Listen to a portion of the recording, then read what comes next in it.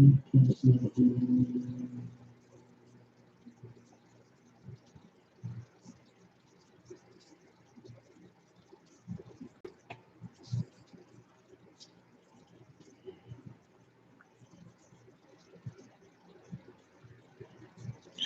what's up? What's up? What's up?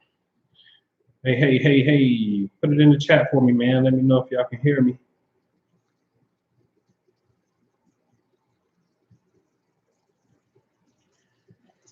Ernest J, what's happening? What's going on, J Elohim? What's good?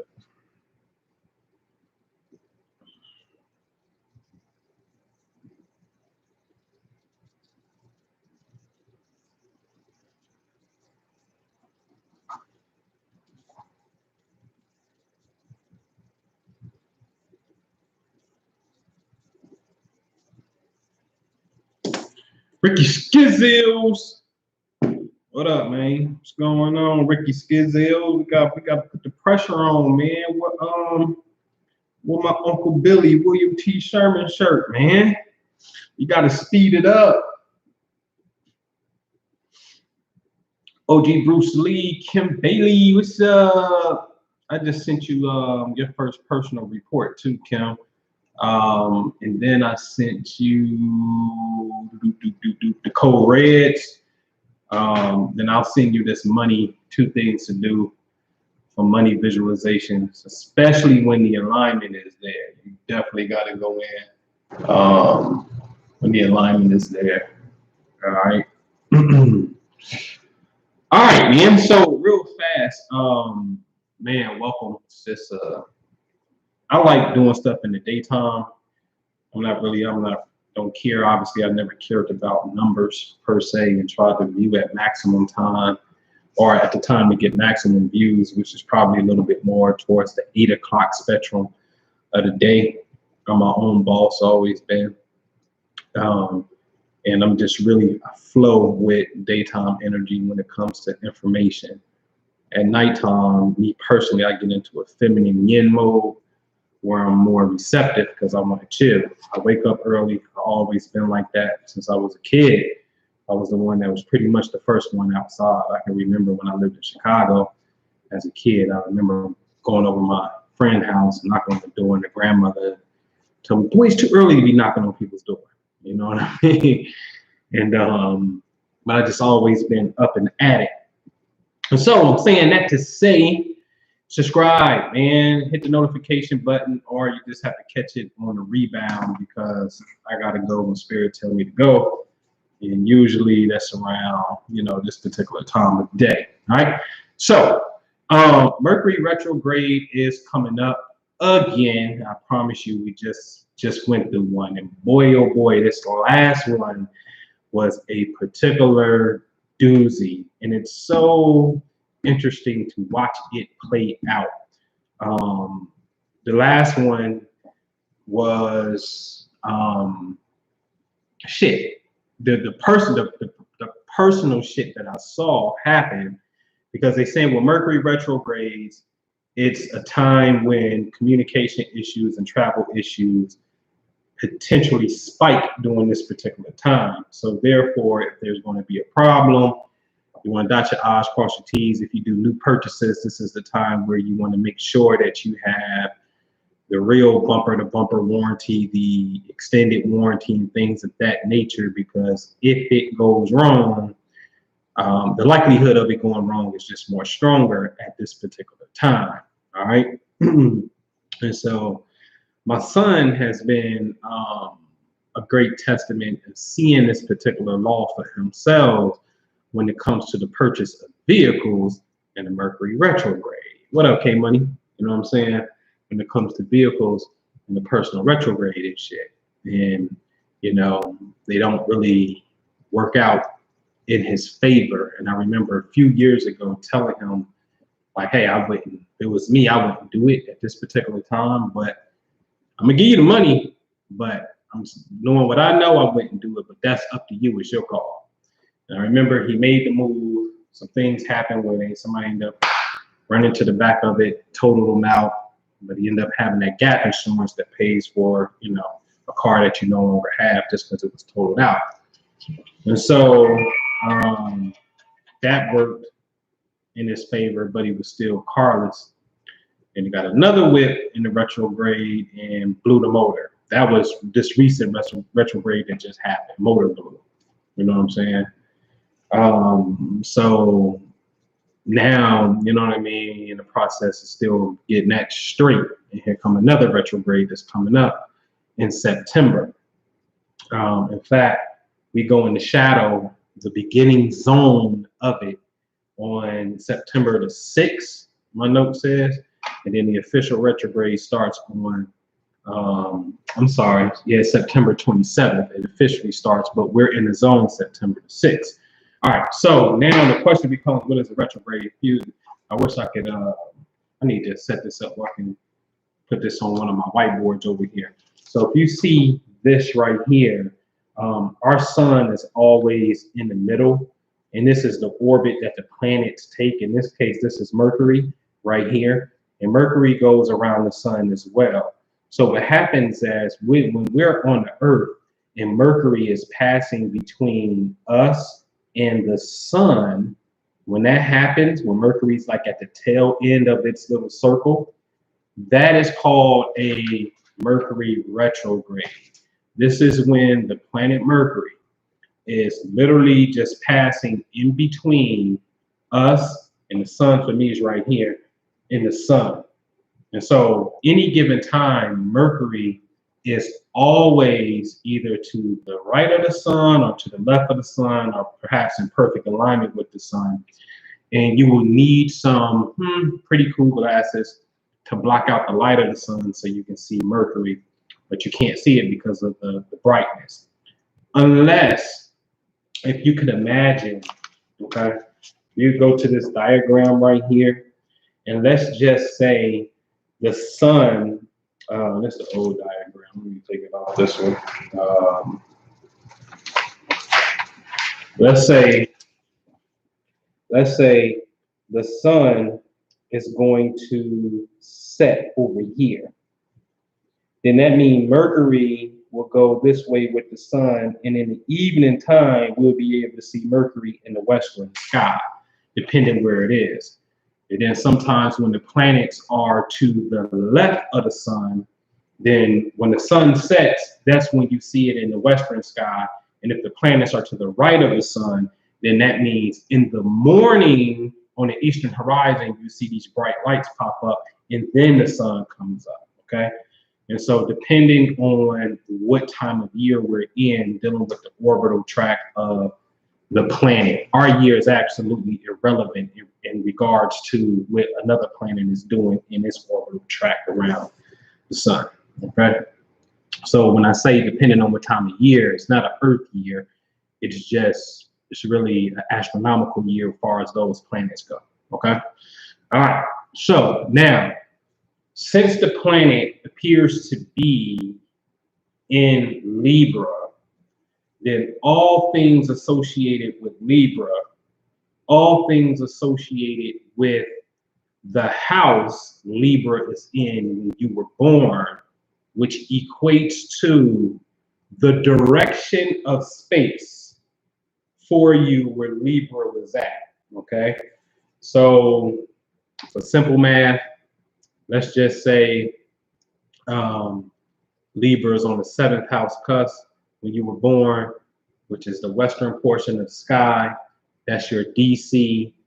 And so now, since Libra is your 7th house ruler, then all things related to the 7th house come into play, okay? And so Libra in itself naturally rules the 7th house. Libra deals with your personal close relationships. These could be close friendships, marriage partners, contractual agreements, okay? So it's just partnerships, okay? And so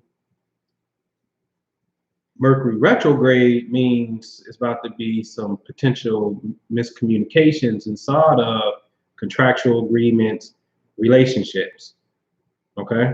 These could be business and/or personal. So there's about to be some personal hiccups at this particular time, Okay.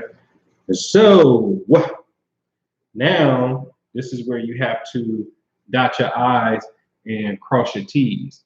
And you just got to double check things at this particular time as it pertains to relationships. Relationships could, depending on what you have here, if you were born with the personals, Sun in Libra, Moon in Libra, Mars in Libra, Venus in Libra, I would even say. Of course, Mercury in Libra. And I dare even say, I would add Saturn in Uranus.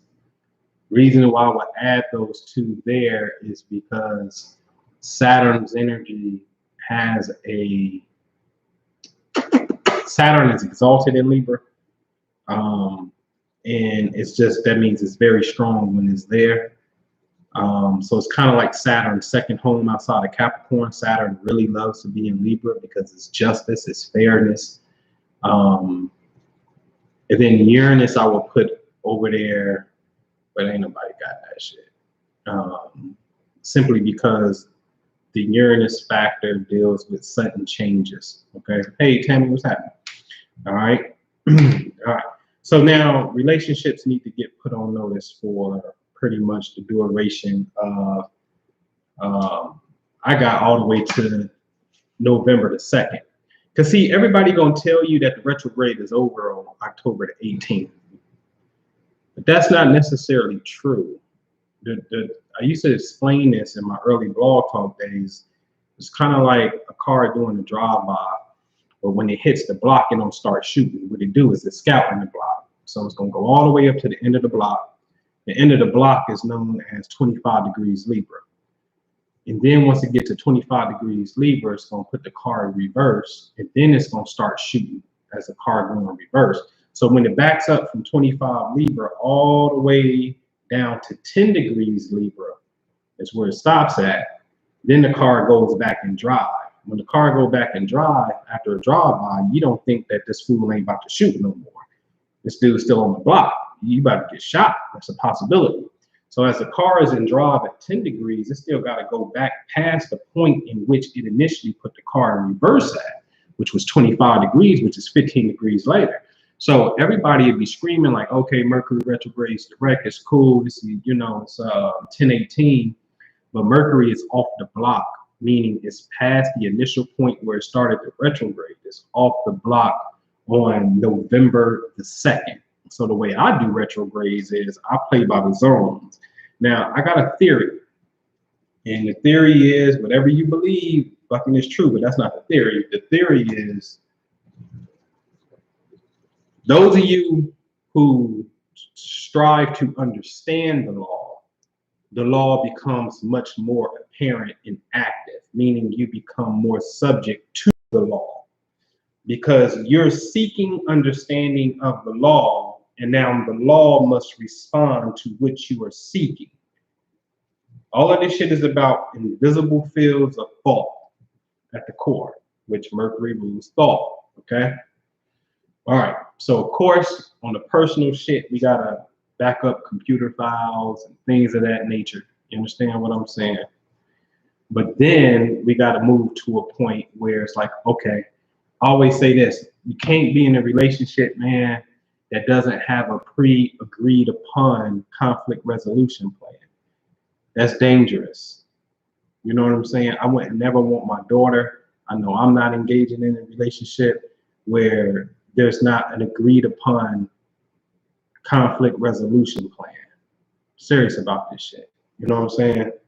Like, you know conflicts happen, but how you handle them determines the karma. How you handle them determines the true pendulum swing is right here in Libra.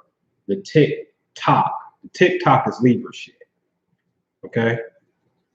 Simply because we're talking about the invisible swings of balance here. You got to remember, the Libra scales is depicted as the goddess of Maya in the Egyptian pantheon, but Ampu was the dog nigga that was qualified enough to take the hearts of the individuals and put them on the scale against the feather, right? Because it's all about, you know, well, your heart has to be as light as a feather, which is symbolic for, you know what I'm saying, you constantly in a pristine state of awareness and consciousness and thought. So no sin, no heavy shit on the heart. You know what I'm saying? So we got to beef up relationship communications at this particular time, have a pre-agreed upon conflict resolution plan. And then to make it personal, see what you may have in Libra. Now, there is a 2-year group of people, really 1.8, and then it happens every 18 years after that, that may have the North Node in Libra. Like I'm a 77 baby. I got the North Node in Libra, 26. So my whole soul's mission in this lifetime is to grow into relationships. And it's in the 5th house that deals with love and romance and children and shit. So it's to really grow in that area. Because they tell you your South Node, which is opposite, is the shit you done already done. And I'm like, well, shit, if the South Node is opposite Libra, that means it's Aries, opposite the 5th house, which is the 11th house. For me, then that means shit, the 11th house. That's motherfucking that's technologies and groups of people in the revolution. You know what I'm saying? And Aries is head first war, conquest, go out and conquer. So I can easily feel how that would be a South Node marking, because they tell you the South Node is where what you did, and you, to a degree, you neglected the North Node. So this is where you have to come and learn. So did you put yourself first before relationships? Yes, and I think you should, right? But there's just something about, obviously, the part of being a human being to make you whole, in a sense, is this thing dealing with relationships, other people, okay? All right. So if you got anything in Libra, then those planets or what they represent becomes active, and possibly something needs to be revised, because the retrograde simply means a revision, okay? And so if it's Venus in Libra, then it's like, oh shit, you definitely better start revising, rethinking, or some form of communication is coming in about the relationship, because Venus rules Libra, which is a double relationship energy. If it's Mars, if Mars is out of pocket in Libra, it don't belong there, I will watch that. But at the same time, this also represents potential drive, but you got to be careful, because Mercury represents travel and Mars represents accidents. So when transit Mercury in the sky gets in the same position to where Mars was when a person was born, I'll say that again. Where Mars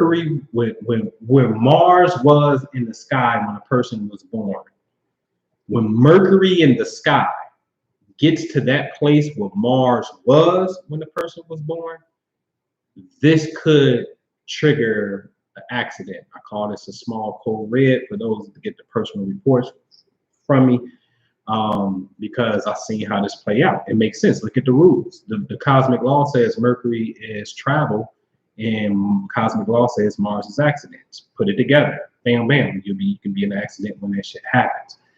So the high side of it is making sure that you are expressing yourself. This is why I tell people, express yourself, because just because you got it trapped in don't mean shit. It's actually not good, because the cellular energy that you're radiating can be picked up on, because you are emitting this shit in the space-time continuum. And what happens is these vibrations that you are actually, these pulse, like your pulse, right? This beat, this cosmic heartbeat that you have, that's a mixture of our emotions, our cellular energy, our state of being, along with its own cosmic frequency that it has when we were born. We emit these signals. And when this signal is, I would say, incoherent or destructive in a sense. Not destructive like you're a bad person. Destructive just simply meaning the form of a wave. When that lines up with the planet that mirrors that, then it's an apex time for an event to happen. Okay. So if you don't have nothing that you are piping hot about, see, remember, this shit is about alchemy. Every planet has positive and negative energies. It is our job to activate the principles that we desire, okay, and embody that shit. So now when you are truly in a place where you don't have no animosity, you don't have no beef, then your experience could be likely, it's going to be different, okay? So now you're going to be fired up, motivated, ready to write a book, ready to speak, ready to get on the microphone, spit your shit, do whatever it is that you do. You see what I'm saying? Ready to hit this trip. You know what I mean? And, you know, woosah, enjoy it. All right. So it's really about being in tune with yourself. To master the heavens without having to measure the heavens and learn. This is why I don't teach this shit, because you don't really have to. It's fun. You know what I'm saying? Don't get me wrong. I do it for the sake of correspondence. It's the fun part. You know what I'm saying? But to master it, the only thing you have to do is master your internal self, the internal dialogue that you have, what you're feeling, because what you feel is what's being remembered, it's what's being stored. Okay? So you master yourself and you get on the cycle of good vibes and positivity, clear consciousness, and you connect it. Then what happens is you start building up positive resonance, and then you become a vortex, and then you start to attract shit to you. You understand what I'm saying? And it's just the truth. You know what I mean? All right. And so Mercury and Libra, communication in all partnerships, business partnerships, personal relationships as well, close friendships and whatnot. I don't think this is necessarily a time, from my experience, I can tell you, it is not the time to start a new relationship. I don't know what it is. It is the weirdest shit in the world, man. And I think you can get a pass on it if you, especially if you were born through a Mercury retrograde, then the rules are reversed because this is home for you. You know what I'm saying? But it is definitely a strange phenomenon, just because the planet Mercury is passing in between us and the Earth, that relationships, newfound relationships, or relationships that come back into your life, they don't seem to have the sticking power that's needed. You know what I'm saying? They just don't. I can tell you that I think the biggest injustice that we're doing ourselves is not authentically building friendships. And I call it top down. Like if you take the chakra system, a lot of relationships start at the bottom or the base. There's this core, strong sexual desire of attraction, and that's cool because that's the first thing you see. And I think you have to be attracted to something that has to fit. Some eye candy has to fit, right? I get that part, but y'all know what I'm talking about. Relationships that you look good, let's go on a few dates, and then let's just merge because we got time to merge, in a sense. Like, hey, let's cool. It makes sense for us to go ahead and move together because we've been fucking for 90 days, so we might as well just go ahead and just move together and be in a relationship and shit, because I ain't really kicking it with nobody else like that, and you ain't. And then you try to make it, and you start to realize things that you may not like about the person per se, right? But we never even got into, it's so much, for me, it's so much to explore. You know what I'm saying? Concepts of race, your position in the world,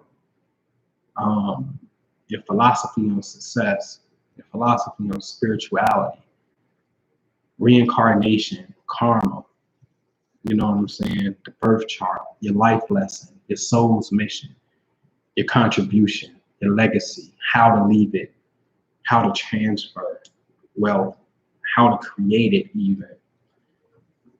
The stars, their impact, is their impact. You know what I'm saying? Ancient sites, why they're here. Can we touch them again and activate them and send some type of cool ass signal to galactic beings that tie into an African storyline that represents the fabric and DNA of who you are at the core. It's a lot of shit to get into. And I think we bypass a whole lot of shit dealing with the physicality of attraction. You know what I'm saying? So now we never even truly got into the heart. We ain't get to the heart, not at all. You know what I'm saying? We ain't even touched that shit, not even close. So we damn sure didn't come from the throat chakra on up, because we didn't spend time talking about shit. You understand what I'm saying? See where our spiritual mind is, and then ultimately are we on the same path of enlightenment, which is the crown.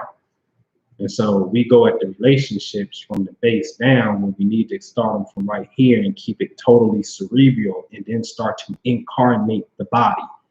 You understand what I'm saying? And so we got to incarnate the body with, you know, the consciousness. All right. Yeah, man. And so if you have those personal planets in these other zodiac signs I'm about to tell you, you got some shit coming your way too. So it's in Libra, so the opposite is going to be Aries. If you got Sun, Moon, Mercury, Mars, Venus in Aries, you know what I'm saying, you can bet your ass that you're going to feel some opposition. That's a Mercury retrograde on opposition. That's a conflict, okay? And then if you got it in Cancer and Capricorn, which are the square points to Libra, then that's going to be some type of external challenge as well. You know what I'm saying? Again, it's kind of mirroring the opposition of conflict. You understand what I'm saying? And so if you got personal planets or have personal planets in these positions when you're born, then you're a little bit more on edge, I would say, at this particular point, and you got to get a jump on it. And I think some of the things to get a jump on it would be like, all right, I know the retrograde is coming. I want to go renew my vows. Because see, again, Mercury represents the revision, the retrograde. Libra is the commitment. Well, since you know you're about to be in a potential bumpy time, once you get the jump on it by planting seeds of the opposite nature, that's alchemy. That's how you change a negative to a positive, right? You just got to introduce a positive to the situation. And then if you got one negative and one positive, you just made it a net zero. So now you got to do a positive again to get it to a net score of +1. And the +1 consists of 2 positives and 1 negative. So it's kind of like getting back down to the science of atoms and dealing with your whole electron and proton count with these positive and negatives, which is symbolic for our actions that we take in order to get the scale to be in the favor of our desire. You see what I'm saying? Now, I'm gonna share some deep shit with y'all. It ain't really deep, but it's the funnest shit. And I got disconnected recently. I was disconnected from, and I disconnect myself. I disconnect myself from a lot of spiritual stuff because I had went into the physical plane, right?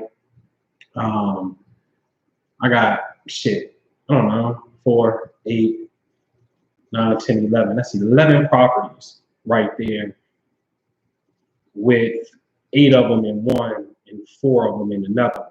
You know what I mean? So I don't know, 20, 21 fucking doors. Heavy into real estate. You know what I'm saying? So I went physical, earthbound, the grind, success. I know what to think about spiritually, things of that nature. But there's an aspect of me where that appetite had turned off. Until recently. Until recently, some shit didn't happen. I had got called out. I felt like I had got called out on what I know was common sense. So earlier in the week, well, I think it was, I don't know, Saturday, I talked to you guys. I was like, hey, you know, I'm gonna take this challenge on eating cleaner for myself. Anybody want to ride with me? Let's ride to Tuesday. Who is it? Any of y'all in here? So y'all gonna ride with me to Tuesday? So no eating, no meat, no animal to the best of your ability, right? So I'm on day 6. Today makes day 6 with, you know, no animal, man. And I'm talking no cheese, no egg, no none of that shit. No animal, nothing. You know what I'm saying? And so I had just got called out, and I felt like I wasn't living my best conscious self. And consciousness is vitality. Let me explain something. There's a total difference. When you gotta pay attention to the vitality, the force that's in you, the heartbeat that's in you, and how it feels. And to get that at its ultimate rather vibration, its ultimate peak is the key to it. And for me, you know, there's questions intellectually that I just couldn't get around, such as the whole, you know, okay, I know when I go to the ground turkey shit, that shit still look like the insides of the fucking animal, look like my intestines and shit, and it bleeds. And it's a big lump of dead shit. I wouldn't even eat it raw because it's just fucked up for me. I gotta fry the shit out of it. I gotta cook it, right? And it potentially, for me, the way I store shit, as you can tell, my body will store it. It won't even break that shit down all the way. It's gonna store it, right? So then I'm gonna gain weight. And so, nigga, what kind of sense do that make for you to eat something dead when you can eat something that's alive? Where, you know, like when you look at the money tree, or just when you look at plants, period, there's something about nature in of itself that reminds you of, like how broccoli look like the brain and shit like that. You know what I'm saying? It reminds you of your own body. And it's so plentiful. And I know I'm supposed to partake in eat life. You know what I'm saying? And so I couldn't justify that any longer, because I know what it was like, and many of you probably seen my older videos from way back in the day, back in what, 09, 2010. That was vegan body.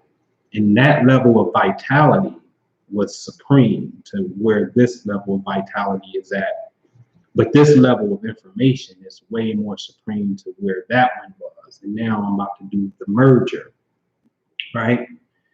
So pay attention to your vitality, your frequency, because see, remember what we call the field, right? Hold on, there we go. What we call the field, quantum consciousness, quantum field, the universe.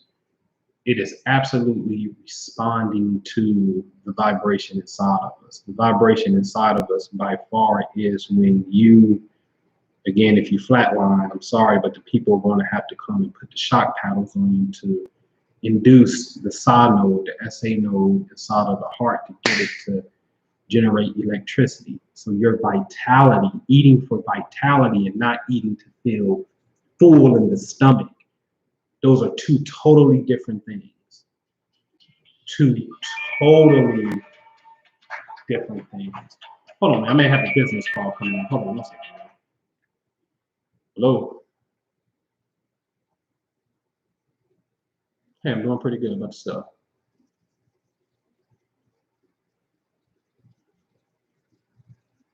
Yes. Okay.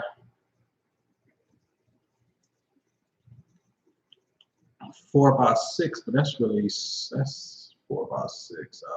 What picture frame would that fit? It'd be 4x4 or 6x6 would be easier. I'm just trying to get it in the closest picture frame possible.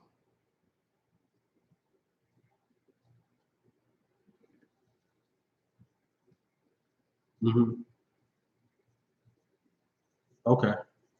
Yeah, I'll take that. Yeah, that's fine. Yeah, that's fine. I was just going for a small. I think 4x6 was like the smallest. But I don't want it to look I don't want it to look distorted either.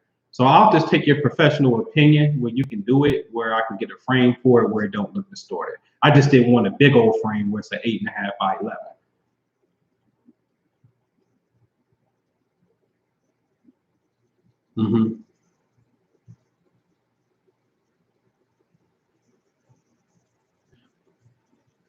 Okay, I got you. I'll give you a call back shortly. Right. Okay, I'll do that. I'll give you a call. All right. All right. All right. Sorry about that, guys. All right. So certain numbers ring my line. I gotta take it. So all right. So what you say? You messed up, ate. You had some turkey salami, right? So it's interesting though, right? When those of you who try to go on this journey and you was like, hey, man, all right, I'm down, I'm cool. And then it's just, the kickback. The kickback is real. And that's where the real battle is at. Like, fuck all that outside. Nigga, can you even master yourself and get into a state where you feel like, okay, you back in rhythm. You back with your vital. You know what I'm saying? And so, it's day 6, man. My source, I ain't going back. I'm back on. There's some work that got to be done. As I said, give you some heads up. It's time to start lighting up the grid. You know what I'm saying? And boy, oh boy, when you light up the grid, and when I say that, that's like going to these sacred sites, whether it be your Sedonas and Arizonas, your Mount Shastas, you know what I'm saying? Your whatever, Cahokia Mound in Illinois, you know what I mean, at the bottom, you know what I'm saying? If you went Alabama, you could swing over to it's over there on the Black Warrior River. But they got a mound site, Moundsville. If you in Mississippi is where I'm gonna blow Mars up at. I'm gonna blow it up from there. This nigga say he's gonna blow Mars up. Yeah, so there's a mound called Emerald Mound. And on Emerald Mound, at the end of the mound, there's a little hill on top of the mound, and that was dedicated to Mars. Okay. And so got to send a signal there. And so, this ain't no far-fetched shit. This shit has already been documented far as the Earth grid. You just got natural anomalies at some places, whether it be Yellowstone and the Geyser Old Faithful was going off, all the way out to the vastness of space to the Halley's Comet that could be every 86 years. There's cycles within cycles, and there are certain galactic, what appears to be out there phenomenon taking place, but on Earth, there are phenomenal things that's taking place in energy centers. And so the serpent mounds and these places I just named, you gotta go tap them, because when you tap them, man, it's like the intelligence on the other side, they rejoice like a motherfucker. You would just have to know that. You know what I'm saying? They rejoice. You know what I'm saying? And it's work to do, in the sense of, like, what is really the work when you say, let's raise consciousness? When you think about that shit, what's raising consciousness? You know what I'm saying? It's like, okay, raising consciousness? Yeah, of course I need to eat better. My attitude need to be better. I sleep. Like, you just got to really get on point. Overall health, right? You just got to get on point finances, relationships, children. You know what I mean? Like everything got to get on point. And then now you got to apply it not just on your personal life, but then how do you help others? And then how do you do it collectively as a community? You see what I'm saying? And then how do you even do that as an Earth nation that can communicate to the confederation of other star intelligences that is said to exist? And so I always say, if you were an alien in outer space watching the Earth, you only get the 4th of July to be like, damn, there go those lights going off again. Like what Halley's Comet looked like to us every 86 years, somewhere in space, something could be looking at the Earth. Like, oh shit, we're going to the fireworks show. They go to, oh, look, the lights is going off again. You know what I'm saying? Why don't them niggas do that all the time down there? They only do it once a year. And see, the whole thing is to get in perpetual happiness. That's the key. You see what I'm saying? All right. All right, man. So back to the thing, man. All right. So what you got, man? Venus and Saturn trying to trick us. Did you say Venus and Saturn? Yeah, man. Venus and Saturn combinations are not necessarily my favorite, but they really represent mature, successful unions, though. It just needs to be another element there because Venus is warm and fun. And I think it's better complemented with the sun, for sure. I mean, I know that for a fact. Better complemented with the sun. Or maybe Mars in a sense, because it's that passionate energy. Saturn's energy is older and wants to slow down. But if the spirit of the Saturn principle is sun and Martian light, and you got the know-how of the Saturn wisdom and structure and organization, Saturn is the OG, you know what I'm saying? Then, but you gotta be an OG and don't be boring with it. You know what I'm saying? Saturn's energy is no, and Venus energy is yes, warm. You know what I mean? So that combination you gotta watch. All right. So my 10th house is ruled by Libra, so it's the best thing to do. Prepares to watch for public image and reputation. Right. And so this could be miscommunication with people in authoritative positions because of the 10th house. So a boss, a supervisor, government official. But this is also a time for you to put your best foot forward in this area. When it's work related, I always tell people don't cheat at this time. You know what I'm saying? Like have somebody clock you out when you're still in time and shit. Like this is the time where it's likely to get exposed. You know what I mean? But the 10th house, this could be an excellent portal for you to represent something to the public. You know what I'm saying? So you can get the best out of your image, a revising of the sense. So good job. Yeah. Anybody else got some specs? What you got? With the Pluto and Sag generation? Yeah.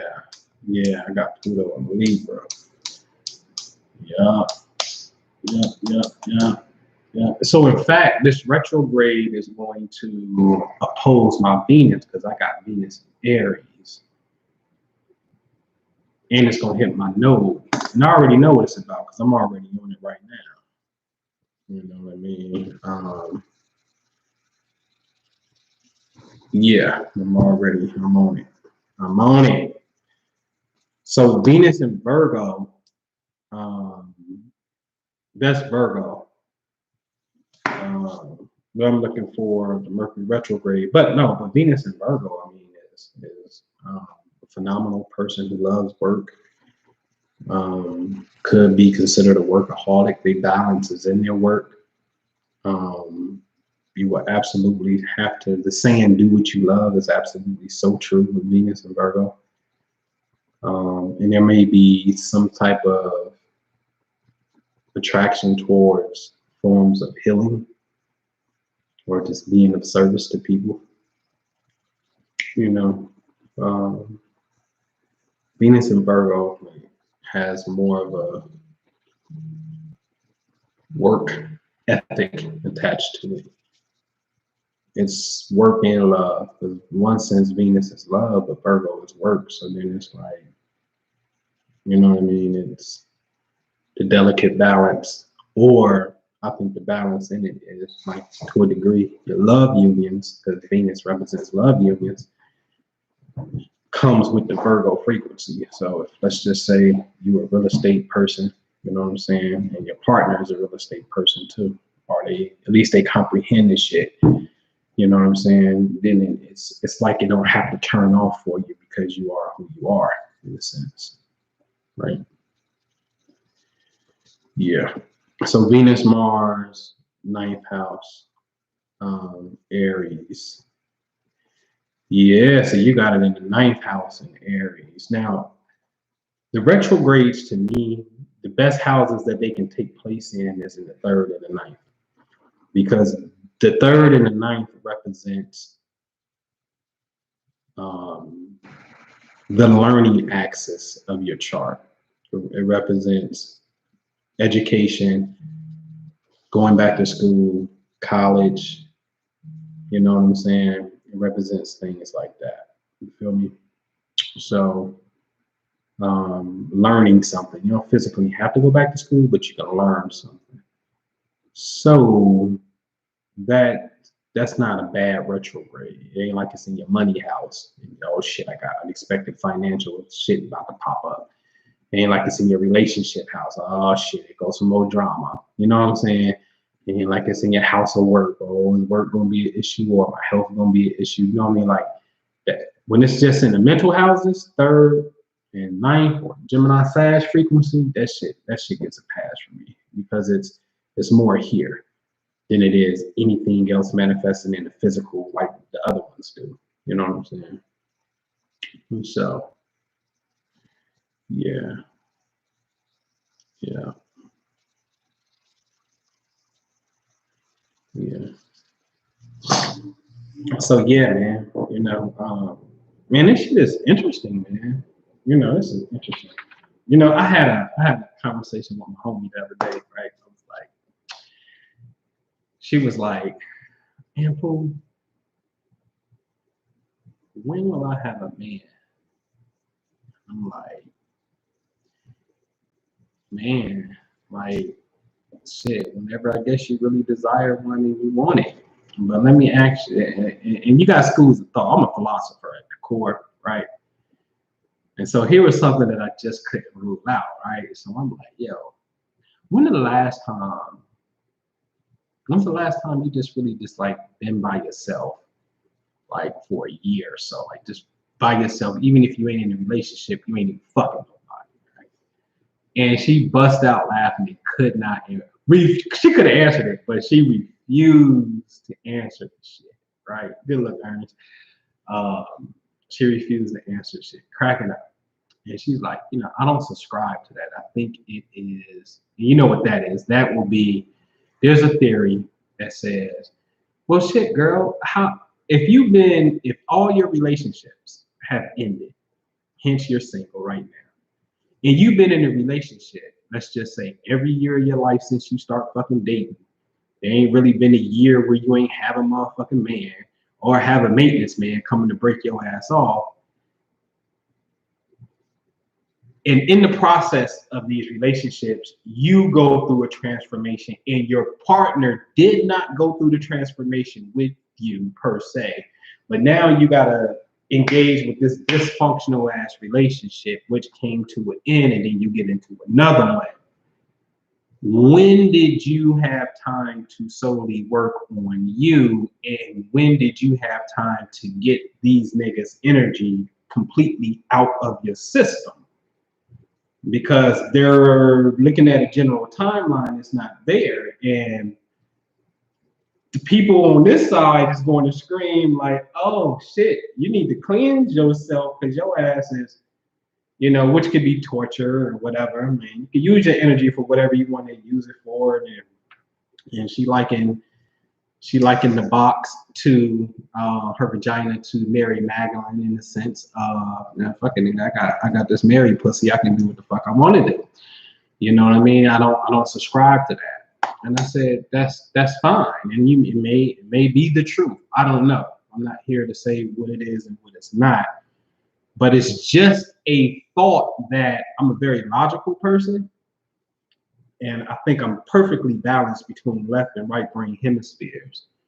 That to me, the shit has to match all the way across. So something like this, y'all. This is what I mean. There's 6 colors in the visible color spectrum. There ain't no fucking 7. The moment that you say 7, I know that you are parroting information that you've heard and they're parroting information. But it's 6. The color indigo do not exist in the goddamn visible color spectrum. You're not gonna sit up here and tell me you see something, a different color between blue and violet. You lying. That don't exist. Isaac Newton made that shit up because he was infatuated with spirituality. Nothing wrong against it. But if there's 6 primary colors, and then we go on to say, talk about the chakra system, and then, okay, then how do we impose that onto the body? And first of all, the body, when you're dealing with a body, you're dealing with glands, you're dealing with organs, and each gland or organ is associated with a system. So now the chakras, I would think, would have to have some type of connection to a bodily system, and it does. It's the endocrine system. But it's the chakras was the fancy way of teaching you science, okay? So now this is the chemical messaging system. All right, so now, since it's the endocrine system, that's science to me, because that's what it is. It's biology. That's what it is. Now let me take this spiritual science of chakras, in a sense, or colors, and merge it on top of this and see what makes sense now. You understand what I'm saying? And so, you know, the woman's lowest chakra is her ovaries, but her ovaries ain't below the panty line. And I'm saying that to say that maybe our base chakras ain't even necessarily the same base, because the male and female are not anatomically the same being. So we may not have the exact same layout. You understand what I'm saying? Because we don't. We got different bathroom parts. All right. And so for me, it has to marry straight through. And I'm not picking one over the other. It just has to be a marry. Joe Dispenza says it best, that science is the contemporary language of mysticism. Okay, so it just has to marry. Now, I can't weigh out or rule out that the fact that we've been in crazy ass relationships for so long and never had a chance to be with self, that we are not going to get to the best parts. And that's not to say that you can't be in a fucked up situation and then all of a sudden Romeo or Juliet comes tomorrow and your life changes for the better and you never look back.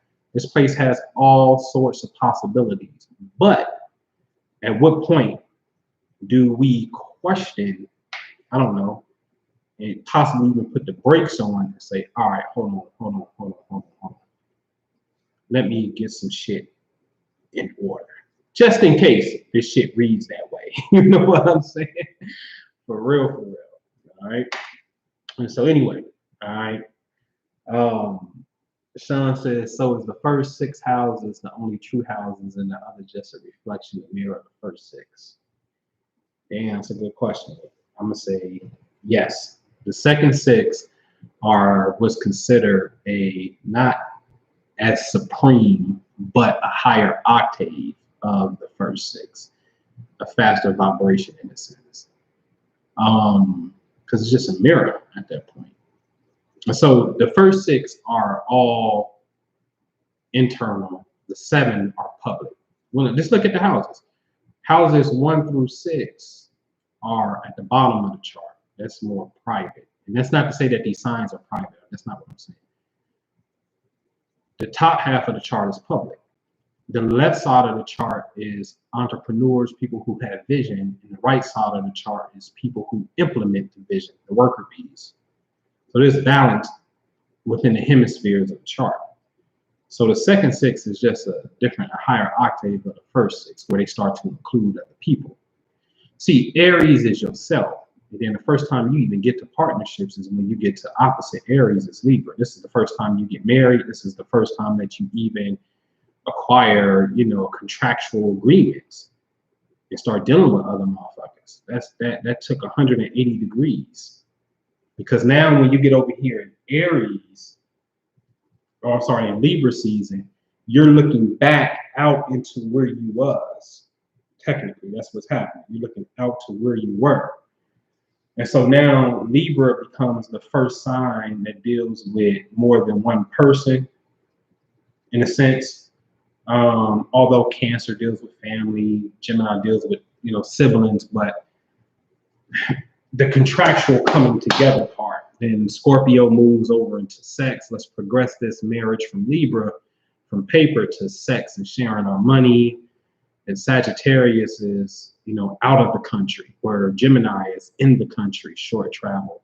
Sagittarius like, yep, oh, fuck this, I'm out of here, out the country and go learn.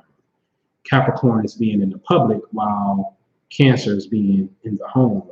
Aquarius is groups of people, social media, technology, social gatherings, where Leo is more about pride and, you know, the self, in a sense, being the boss, but also deal with children and having fun. And then Pisces is, you know, the universal, collective, imaginal, it's the most spiritual frequency you can get to. Whereas Virgo is day-to-day work, you know what I'm saying? When Pisces is more the sacrifice, and I'll give myself up for everybody.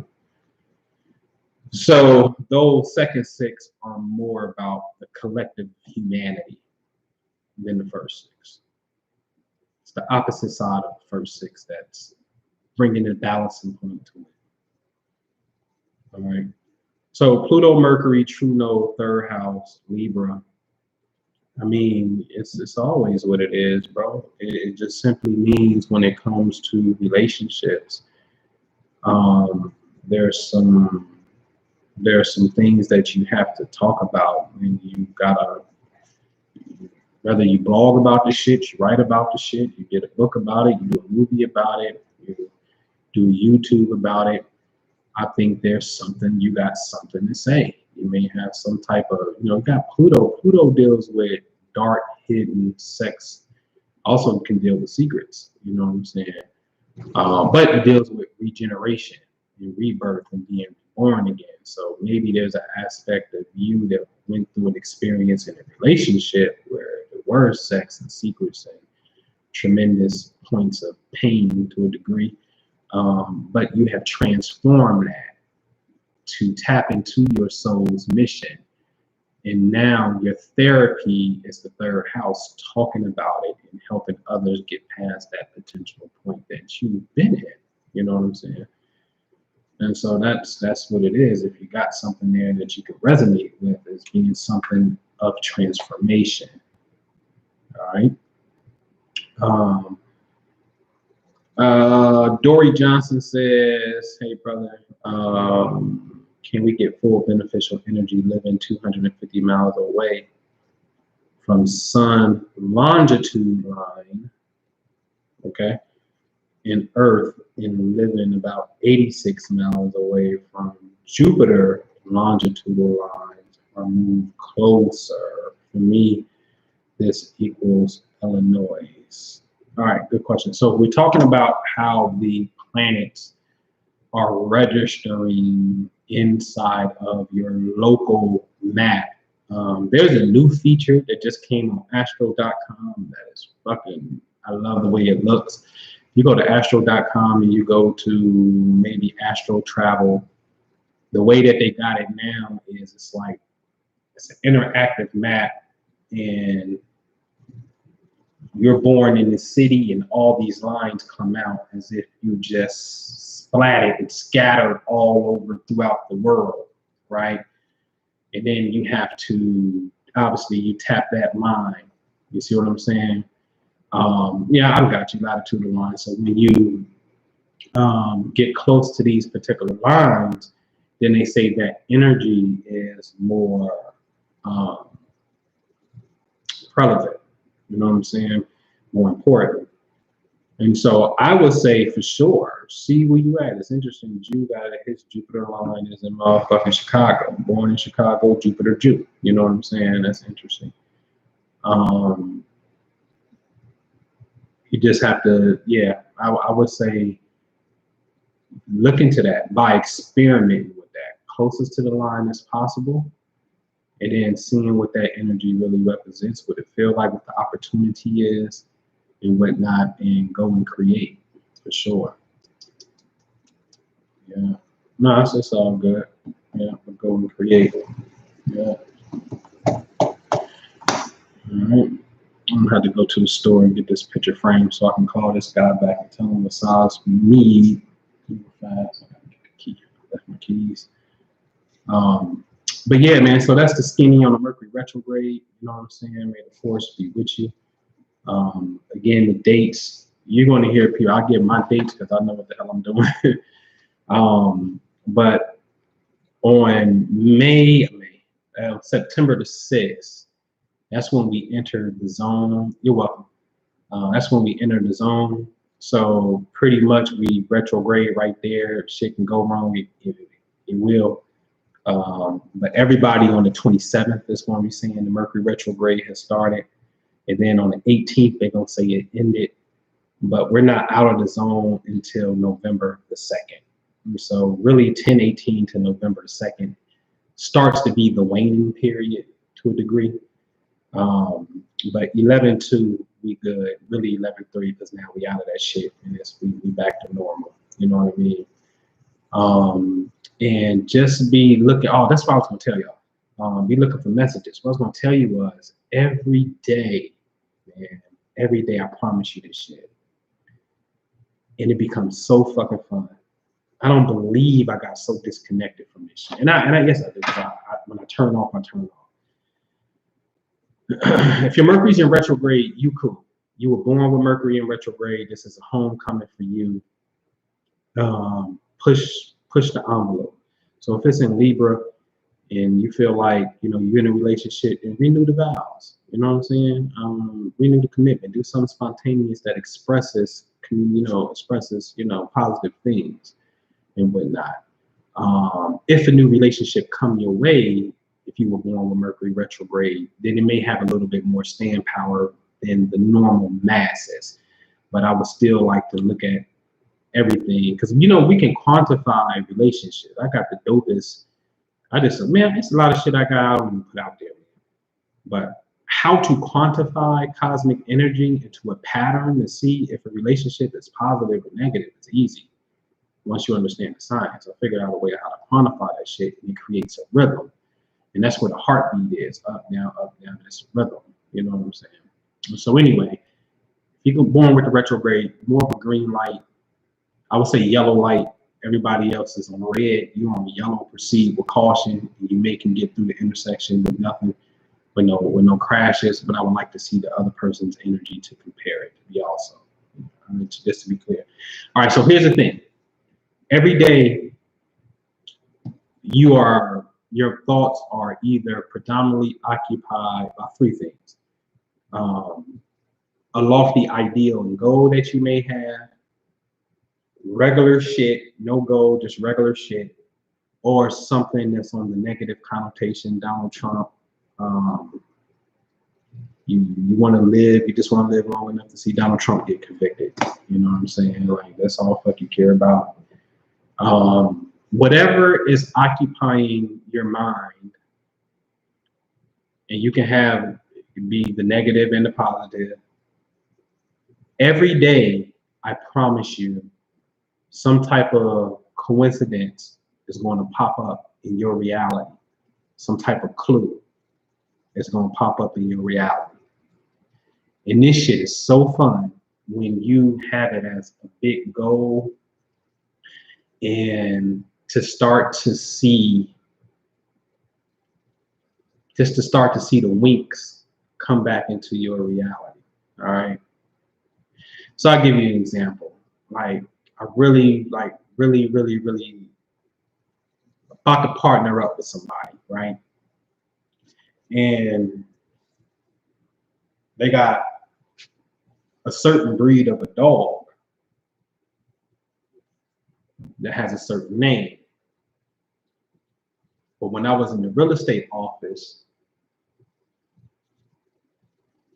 in my world, totally separate from their world, that same breed of dog was in the office and will always come to me because I will always feed the dog, because I'm a dog fanatic, love dogs, and feed the dog snacks. It's the same breed, it's the same name, right? Today, for example, last night we got on camera for a quick second, and we had a quick little video chat. Today, I go look at just the daily cards and shit. Today, they're holding my birth card today. Like the odds of that shit. There's just so many winks that you can get, and then you'll start to get more than one in a day. And this shit was really expressed in the magic.